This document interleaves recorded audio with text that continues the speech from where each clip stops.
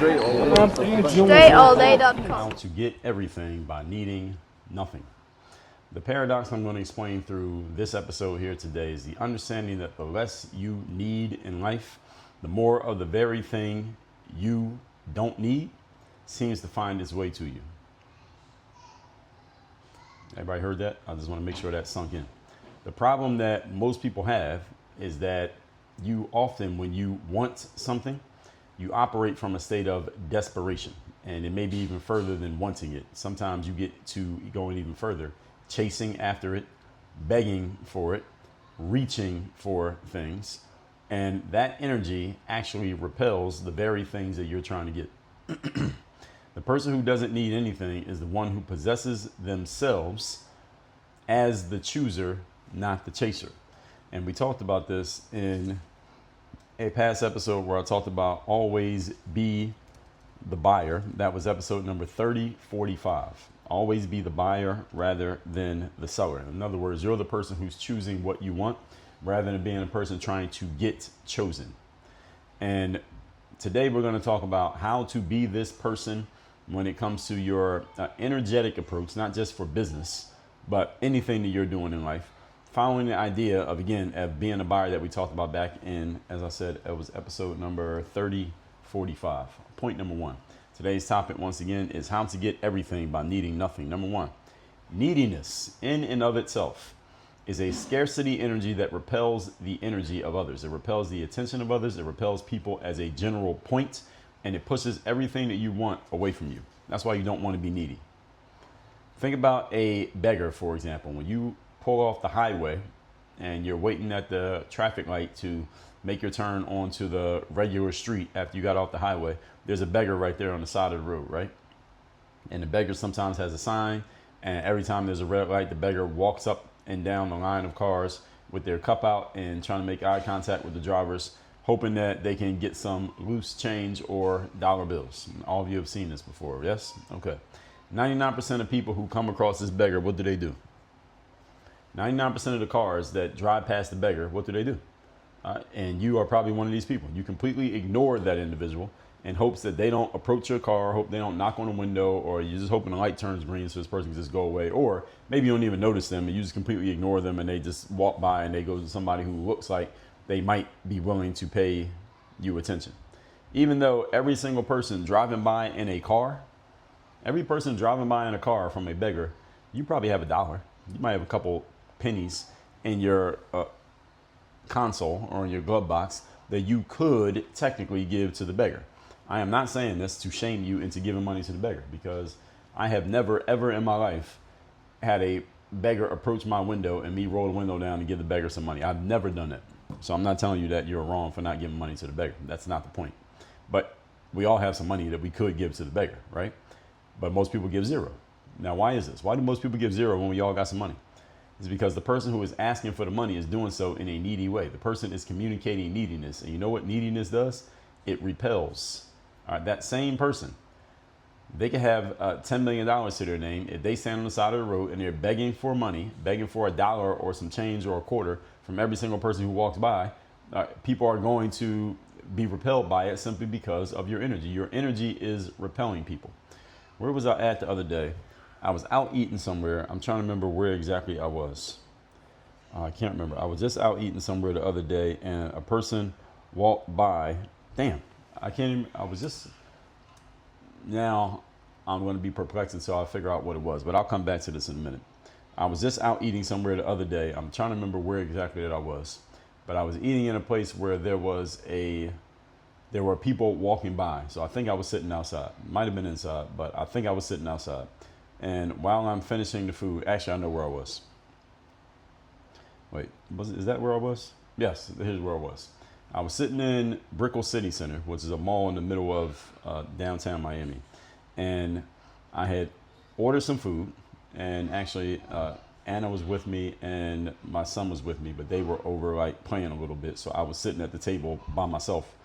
And the way that this mall is set up, it's kind of like an open air mall where there is a roof, but you can walk into the mall. You don't have to go through any doors to get into the mall. So if you ever been to Brickell City Center, then you understand. But you can just walk into the mall, but you don't have to open the door to get in.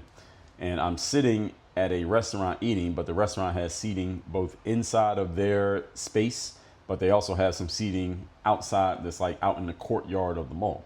So I'm sitting in a seat that's out in the courtyard of the mall, and everybody who's walking through the mall can walk past and see me sitting in this space. So while I'm sitting there, I had finished most of my food. I wasn't completely finished yet, and there's these tables, there's plates sitting there at my table, my stuff, my son's stuff, my wife's stuff, and this homeless guy walks by. He has no shirt on, and again, this is an open air mall, so I guess you can walk around like that. And again, this is in Miami. And he walks by and he says, he's to my left, so I'm looking straight ahead, but he's to my left. He says, "Boss man," and I slowly had turned to notice him. He says, "Hey, are you finished with that?" And he was looking towards the food that was on my plate, and I got rid of him. I didn't give him anything, and that's exactly the point. Actually, not and that's exactly my point. The fact that he had that needy energy is the reason why I didn't give him anything. I don't think there's anybody I would have given anything to. I don't care who. I don't care if Bill Gates walked up to me asking for a bite of my food. I would have told him, "Get the hell away from me." When you have needy energy, you push people away. It's a repellent energy. People usually don't want to give to somebody who's needy. Doesn't mean nobody will give to the person who's needy. You bum stops every single person who stops at the light over the course of an entire day. They'll probably collect some money. But over the course of a whole day, the number of people who went by versus the amount of money they collect, they're not doing too well. Why? Because you're doing it with neediness. That same person who drives by the beggar and won't give them $1 is the same person who they will keep driving their car. Then they'll go stop at a Starbucks 3 blocks away and spend $17 on a coffee and a pastry that they don't even want. The same person who said no to that homeless guy walking by me asking if I was finished eating my food, I paid the bill for that food. It was like $100 for 3 people to eat lunch. All right, so it's not like I didn't have money. It's just that when you're needy, people don't want to give you anything. Starbucks isn't begging you for your money. That's the reason why you're willing to give money to Starbucks. It's the reason why you're willing to pay $8 for a coffee. That restaurant wasn't begging me for my money, which is why I paid $107 for lunch, whatever it was.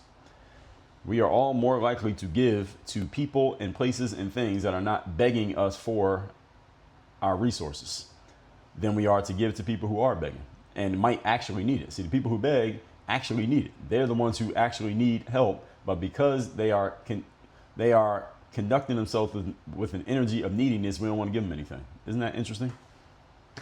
When you carry that energy, everybody, and this is the part that all of you need to understand.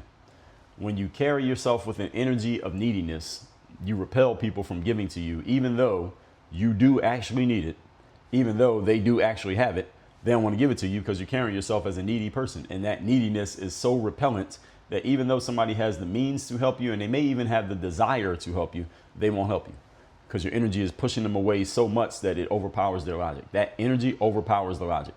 That's why you can't carry yourself with neediness. When you broadcast weakness and you broadcast scarcity through a neediness energy, through a chasing and begging energy, it pushes the very things that you want away from you. No one is attracted to the energy of neediness. So even when someone gives to the beggar on the side of the road asking for dollars, there's a limit to how many dollars they're going to give out. There's a limit to how much they'll give away, even though they may have plenty of money to give away. Why? Because that energy is in conflict with their logic. And some people are able to overcome their logic for a moment to give you $1, but not another dollar, not 5, not 10, not 20. All right, because that energy is pushing away. So what you got to do is what we're going to talk about on the next point. Point number 2. Today's topic, once again, is how to get everything by needing nothing. Number 2, detachment, on the other hand, creates leverage. And this is what you want. What you want is leverage. What does leverage mean? Leverage is when you're able to get more results for the same amount of effort. If we had to put it in very simple terms, that's what leverage is. More results for the same amount of effort.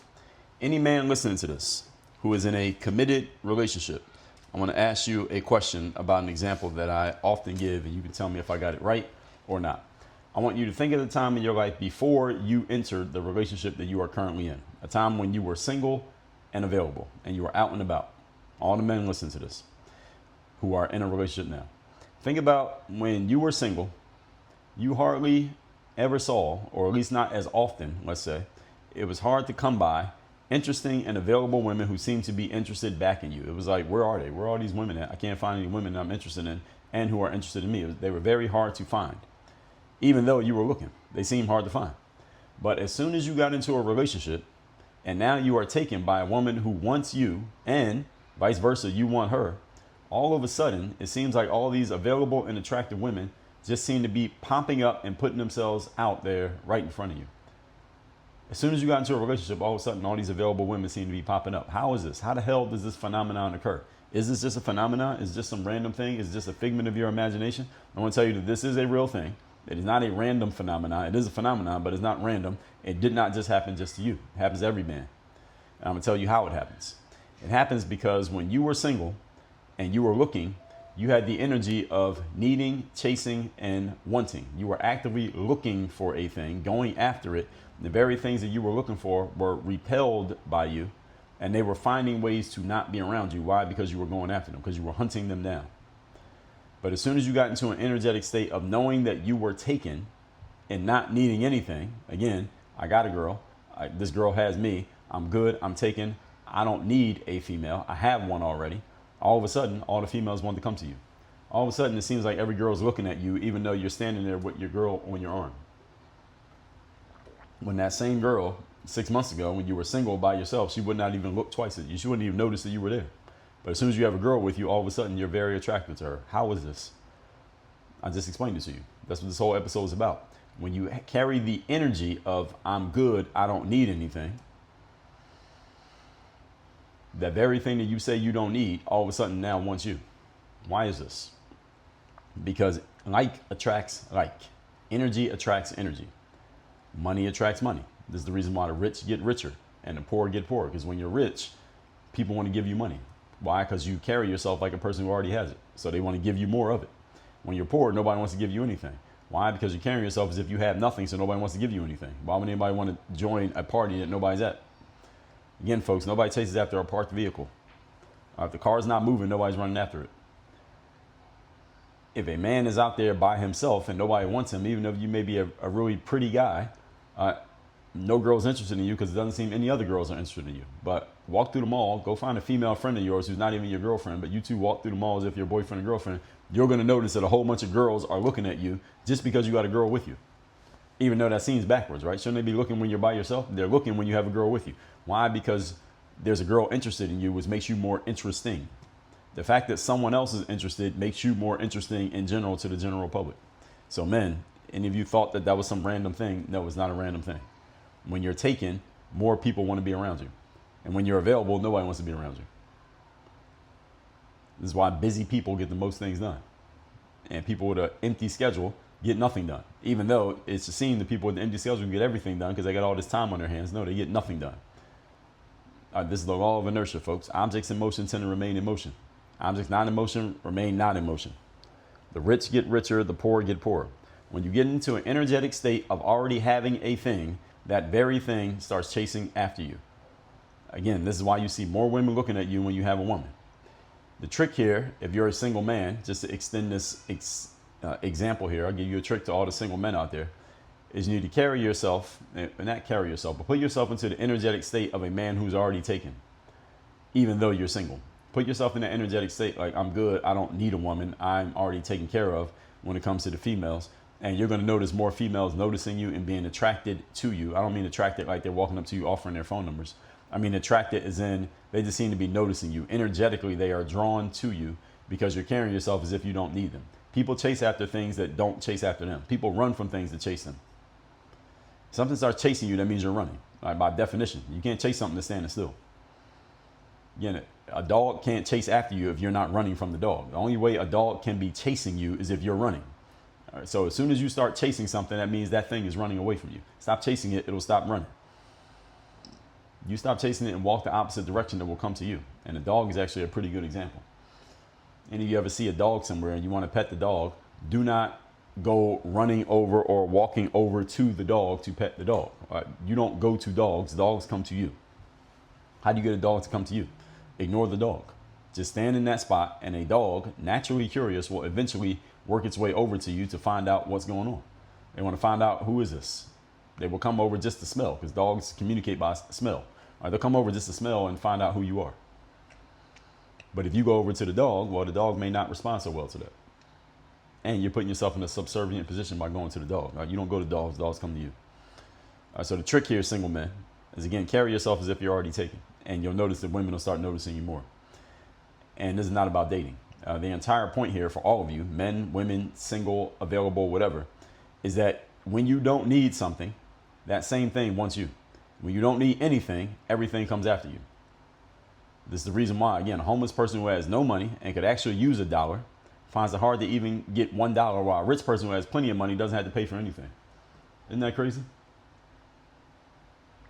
A rich person who is known for having a whole bunch of money or carries themselves as if they have a whole bunch of money, they get a lot of things comped to where they don't even have to pay for it, even though they could afford to pay for it more than everybody else in the room. They don't have to pay for anything because they already got so much money.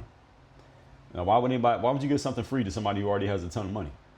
Because you want to be associated with that energy. That's why people with a lot of money get shit free, and people with no money got to pay for everything full price. That's the reason why when you have money, every credit card company wants to offer you more and more credit. Oh, come get another credit card. Here's another $10,000. Here's another $100,000 line of credit. Everybody wants to give you credit when you got plenty of money. And you don't need credit because you got plenty of money. What do you need the credit for? You got money. I'm not saying you can't use credit when you have money, but get my point.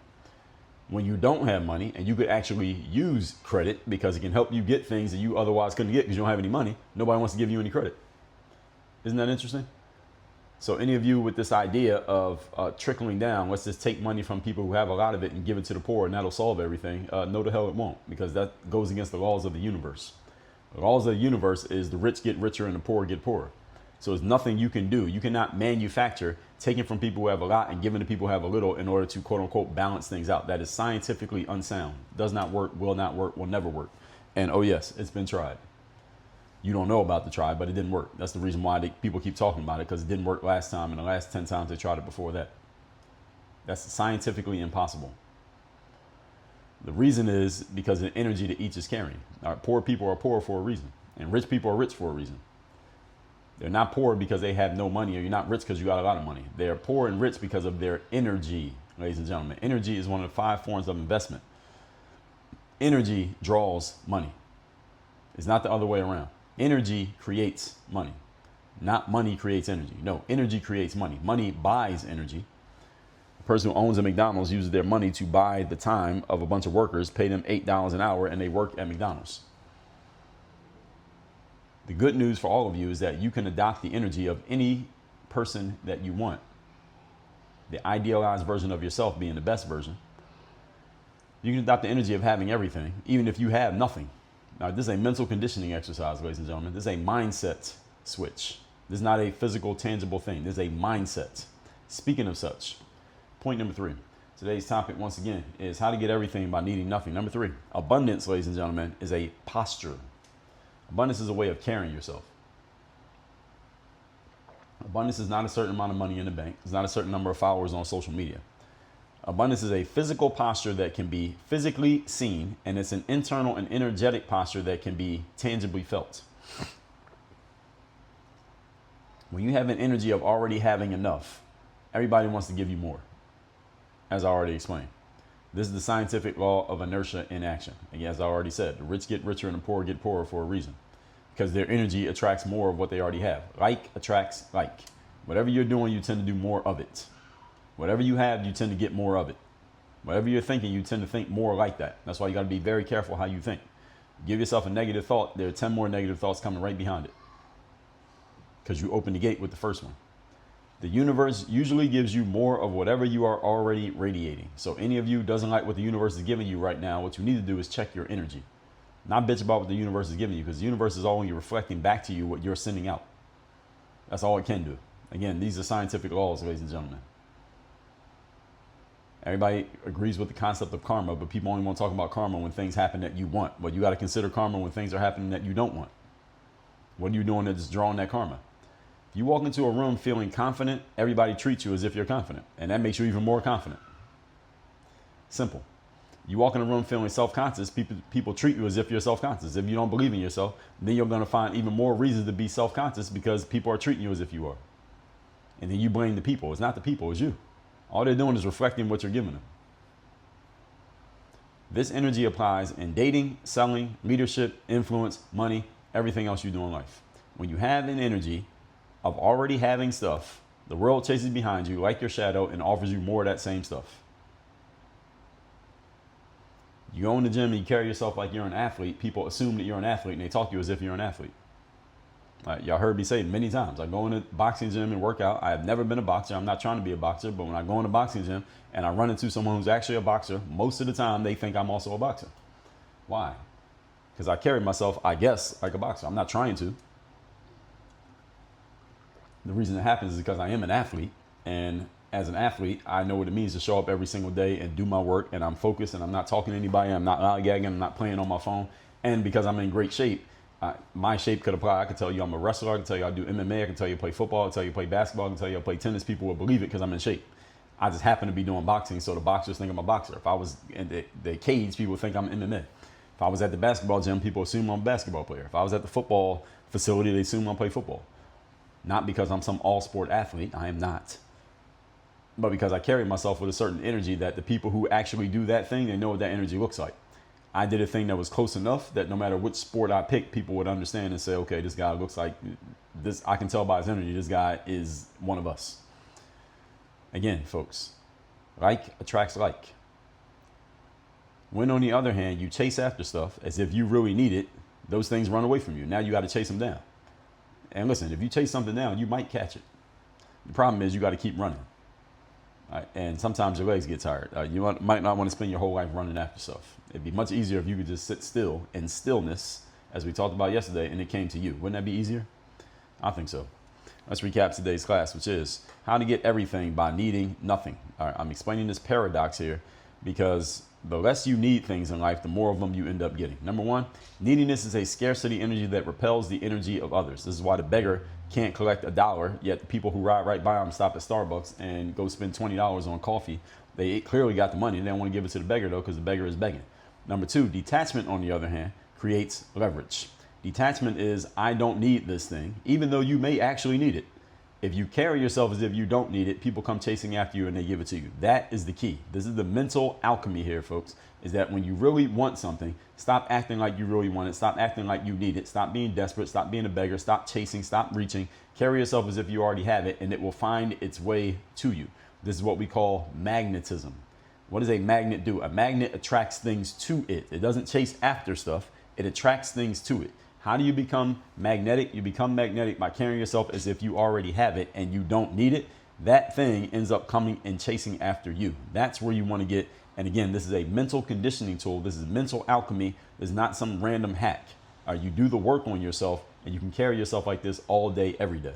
Number three, abundance is a posture. It is a physical posture that people can see with their eyes. And it's an internal and energetic posture that people can feel with their spirit, with their soul, with their energy. When you have an energy of already having enough, everybody wants to give you more of it. That is a scientific law of inertia. This is why the rich get richer and the poor get poorer. And like attracts like. Whatever energy you're carrying yourself with, you tend to get more reasons to have that energy. And the universe gives you more reasons if you don't have them already yourself.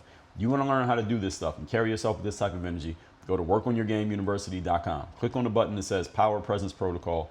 Get signed up for our next program, whether we have one coming up or you can get on the waiting list for the next program that we have coming up. I do that live. I teach it live. We send you a manual and I show you how to carry yourself with this energy in everything you do, male, female, anywhere you go, whatever profession you're in, personal life and business life, all at workonyourgameuniversity.com. Work on your game. Dre, all